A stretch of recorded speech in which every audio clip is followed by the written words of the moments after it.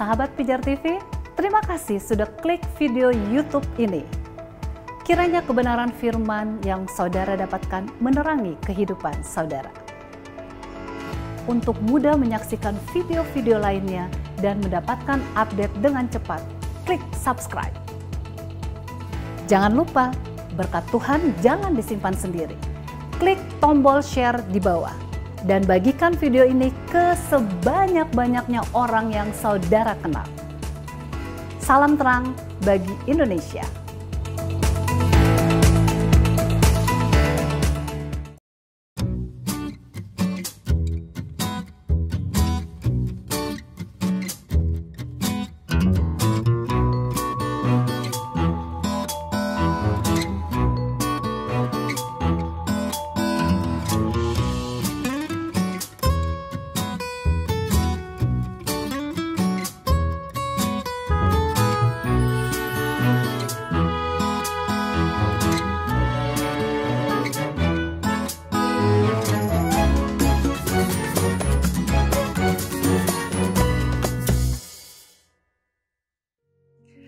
Shalom sahabat pijar dimanapun Anda berada, senang sekali saya bisa berjumpa kembali dengan kekasih-kekasih Tuhan di dalam program Penolong yang Sepadan.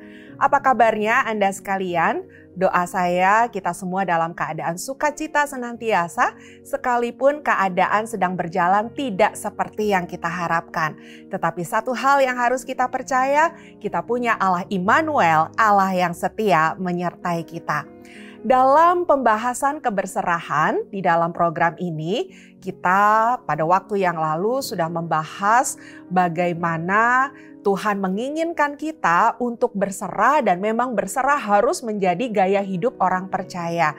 Karena ada tekanan masalah yang kita tidak bisa selesaikan dengan kekuatan kita wanita. Dan saat ini kita akan membahas keberserahan kita dapat diproses melalui yang namanya doa. Ya, doa. Izinkan saya terlebih dahulu membacakan ayat ini bagi kita semua, di mana Alkitab berkata di Injil Matius pasalnya yang ke-6 ayat yang ke-6, tetapi jika engkau berdoa, masuklah ke dalam kamarmu, tutuplah pintu dan berdoalah kepada Bapamu yang ada di tempat tersembunyi. Maka Bapamu yang melihat yang tersembunyi akan membalasnya kepadamu. Sebetulnya ini sudah tidak harus diperintah-perintah begitu ya.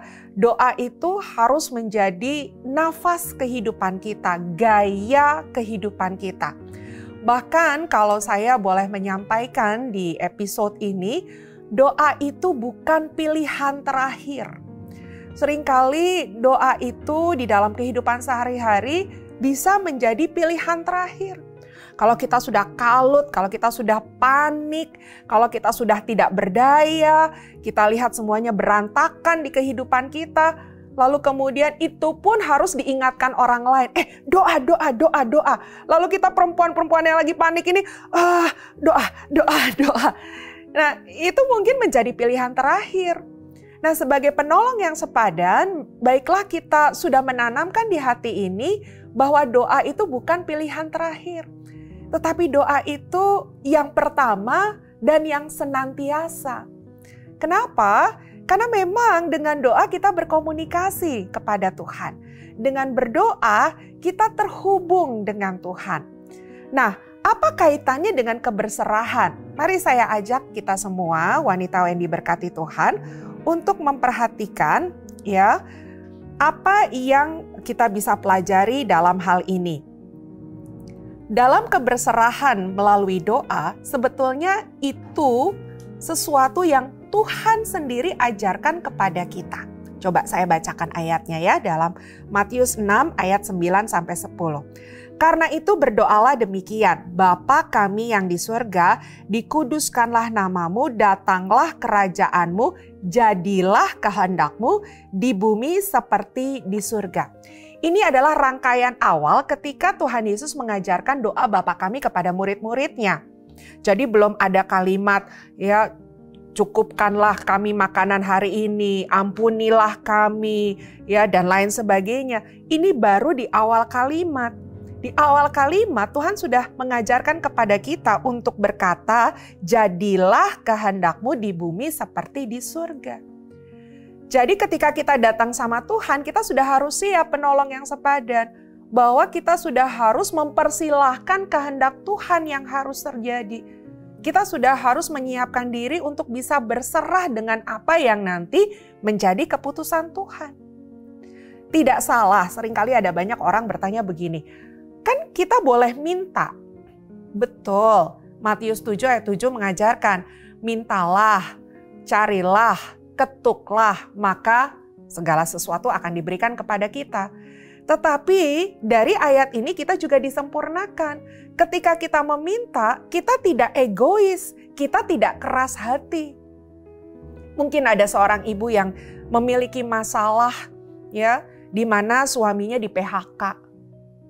Dan ketika dia berdoa sama Tuhan, jelas permintaannya adalah supaya suaminya dapat pekerjaan. Tidak salah juga meminta yang spesifik, pekerjaan ini, di sini gitu ya. Tidak salah wanita. Tapi ketika meminta, mari landasi hatimu dengan keberserahan kepada Tuhan. Karena nanti realitanya bisa saja yang diberikan Tuhan kepada kita tidak sama seperti apa yang kita minta. Misalnya, Tuhan suamiku di PHK, tolong dapat kerjaan di perusahaan yang besar. Perusahaannya dekat rumah, gajinya sekian. Nggak salah kita minta itu. Tetapi kemudian kita harus juga bersiap tiba-tiba ada tawaran kerja tetapi tidak dekat rumah. Ada tawaran kerja mungkin gajinya berbeda seperti apa yang kita minta. Mungkin ada tawaran pekerjaan, tapi ya ada banyak lainnya lah yang tidak sesuai dengan apa yang kita minta. Tetapi itulah yang Tuhan sediakan sebetulnya. Nah, kalau kita berkeras wanita, jangan-jangan itu akan lalu dari kehidupan kita. Dan akhirnya kita nggak ngalamin berkatnya Tuhan. Ya, jadi ketika kita meminta segala sesuatu, tetap kuatkan hatimu dengan berkata, jadilah kehendakmu Tuhan. Karena itu yang Tuhan juga ajarkan. Ya. Dan kalau kita tahu, teruji dengan benar bahwa itu dari Tuhan, sekalipun tidak seperti apa yang kita mau, maka itu yang terbaik. Itu yang terbaik di dalam kehidupan kita. Ada perempuan yang berdoa supaya suaminya bertobat. Karena mungkin suaminya jauh dari Tuhan, nggak cinta Tuhan dan lain sebagainya. Dan apa yang terjadi? Suaminya bertobat, tetapi lewat satu peristiwa kecelakaan misalnya. Dan ketika peristiwa itu terjadi, perempuan ini jadi kecewa. Ibu ini jadi marah sama Tuhan. Karena dia fokus sama kecelakaannya. Loh kenapa jadi celaka, jadi ini, jadi itu, dan lain sebagainya. Dia tidak melihat bahwa bukankah permintaan awalnya suaminya datang kepada Tuhan. Dan suaminya datang kepada Tuhan, cuma dia fokus pada kecelakaannya. Jadi dia marah, kenapa Tuhan kasih seperti ini, kenapa Tuhan kasih seperti itu. Saya mau katakan memang kecelakaan itu bukan Tuhan yang kasih. Tapi Tuhan izinkan terjadi. Tetapi kan lihat, dengan hal itu, suaminya datang sama Tuhan. Suaminya sungguh-sungguh bertobat di hadapan Tuhan. Nah ini, kadang-kadang kita harus bersiap. Apa yang Tuhan nyatakan itu berbeda dengan apa yang kita minta. Maka dari itu Tuhan mengajarkan ketika kita berkata-kata kepada Tuhan. Ketika kita berdoa kepada Tuhan. Katakanlah kehendakmu yang jadi. Nah lalu kemudian yang kita bisa pelajari lagi. Doa itu memang adalah jalan untuk kita bertemu dengan kehendaknya Tuhan. Kolose 1 ayat yang 9 berkata begini. Sebab itu sejak waktu kami mendengarnya, kami tiada berhenti berdoa untuk kamu.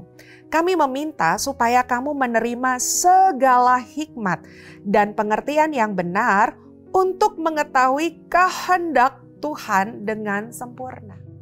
Jadi ketika kita datang kepada Tuhan, justru kita harus tahu bahwa kita sedang meminta kepada Tuhan mengetahui kehendak apa yang Tuhan inginkan dalam kehidupan kita. Seperti yang tadi saya katakan, tidak salah kita punya kerinduan. Tetapi lebih daripada itu, kita mau mengataskan atau mengutamakan yang dari Tuhan saja. Yang dari Tuhan saja. Dalam perjalanan saya kepada Tuhan, penolong yang sepadan, ya dulu saya banyak kalau berdoa isinya lebih dominan meminta-minta. Supaya suami saya seperti ini, anak saya seperti ini, ya pekerjaan, penghasilan, pelayanan. Wah, itu jangan-jangan kalau 30 menit saya berdoa, 25 menit itu isinya adalah daftar permintaan. Tetapi semakin hari semakin berjalan bersama dengan Tuhan, saya belajar untuk melihat bahwa kalau kita berserah sama Tuhan, semua yang diberikan oleh Tuhan kepada kita itu pasti yang terbaik. Itu pasti yang terbaik. Sehingga lambat laun saya melihat dalam pengalaman hidup saya, ketika berdoa sudah tidak lebih banyak lagi meminta, tetapi lebih banyak menyembah. Karena saya percaya aja, pasti suami saya dijaga Tuhan. Saya percaya aja, pasti anak-anak saya dikontrol sama Tuhan. Pasti ekonomi saya akan selalu dicukupi sama Tuhan. Ya walaupun dalam realita kita akan berhadapan dengan situasi tekanan. Tapi percaya bahwa Tuhan gak akan ninggalin saya. Tuhan gak akan ninggalin kita.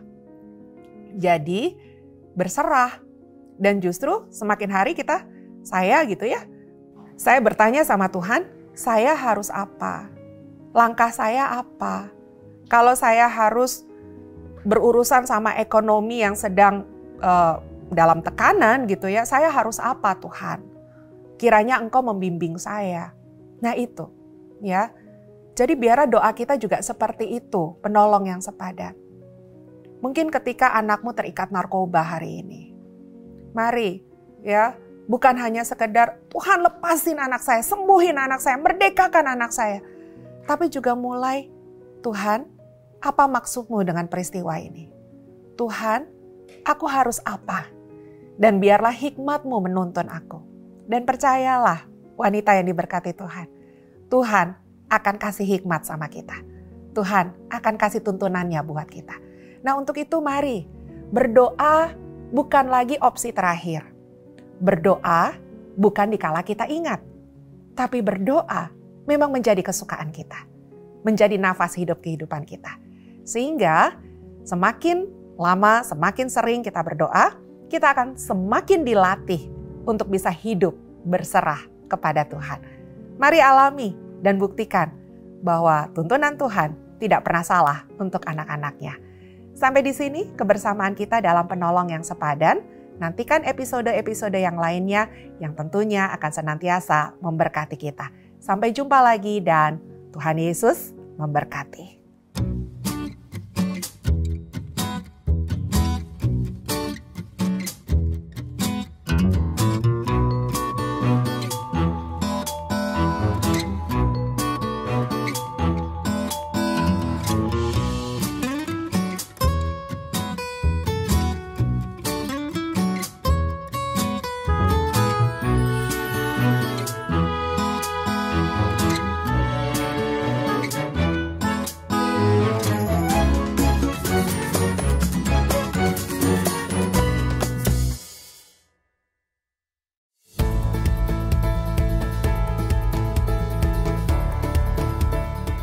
Sahabat Pijar TV, terima kasih sudah menjadi pemirsa setia program-program Pijar TV.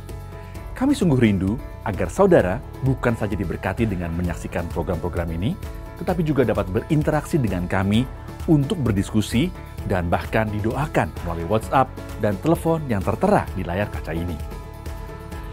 Hubungi kami sekarang juga melalui WhatsApp. Tim Respon Pijar TV siap untuk melayani saudara. Salam terang bagi Indonesia.